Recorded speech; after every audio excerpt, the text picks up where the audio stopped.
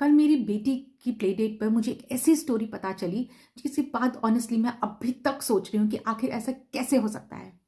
हुआ यूं कि कल मेरी बेटी की दोस्त की मम्मी उन्हें घर छोड़ने आई, तो मैंने उन्हें चाय के लिए रोक लिया। कर्नाटक की हैं, इंजीनियर हैं, बहुत ही प्यारी हैं, फ्रेंडली हैं। बातों बातों में उन्होंने अपने बचपन की बातें बताने लगी।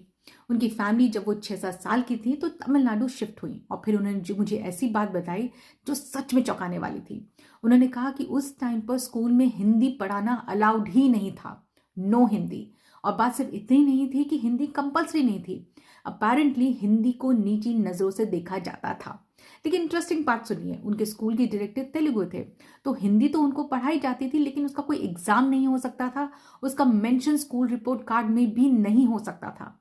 और फिर जब हिंदी को सिलेबस से कंप्लीटली हटा दिया गया, तो उनकी कॉलोनी में एक लेडी ने सीक्रेटली एक ग्रुप बना दिया कि कुछ बच्चे एक साथ मिलते और वहां उनको हिंदी पढ़ाई जाती। मतलब हिंदी सीखने के लिए एक सीक्रेट स्टडी ग्रुप। मुझे सुन के लगा ऐसे कैसे हो सकता है। सोचिए, आप 7-8 साल के बच्चे हैं, आप कोई इलीगल चीज नहीं कर रहे, आप कोई कंट्रोवर्शियल पॉलिटिकल एक्टिविटी भी नहीं कर रहे, आप बस हिंदी सीख रहे हैं। और फिर मुझे लगा हाँ ओके, इन तमिलनाडु की पॉलिटिकल हिस्ट्री तो हम सब जानते हैं। तमिलनाडु में हिंदी के अगेंस्ट जो रेजिस्टेंस था वो अचानक नहीं आया था, उसके पीछे डेकेड्स ऑफ लैंग्वेज पॉलिटिक्स थी। तमिल आइडेंटिटी को प्रोटेक्ट करना, हिंदी इम्पोजिशन का फेयर भी था, और पेरियार से लेकर द्रविडियन मूवमेंट और फिर डीएमके की पॉलिटिक्स तक का एक पूरा हिस्टोरिकल कॉन्टेक्स्ट है। लेकिन हिंदी इम्पोज करना और हिंदी सीखना दोनों एक बात नहीं है। मेरी प्रॉब्लम यहीं से शुरू होती है। अगर आप हिंदी को इम्पोज नहीं करना चाहते, कंप्लीटली अंडरस्टैंडेबल, लेकिन अगर एक फैमिली अपने बच्चे को खुद हिंदी सिखाना चाहती है तो उसके लिए इतना डिफिकल्ट कैसे हो गया।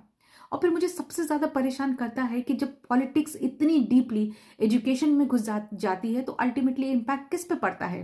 बच्चे पर, एक लैंग्वेज टेक्स्ट बुक पर, एक स्कूल के सिलेबस पर, एक रिपोर्ट कार्ड पर। और सडनली एक सिंपल चॉइस, मुझे हिंदी सीखनी है, पॉलिटिकल हो जाती है।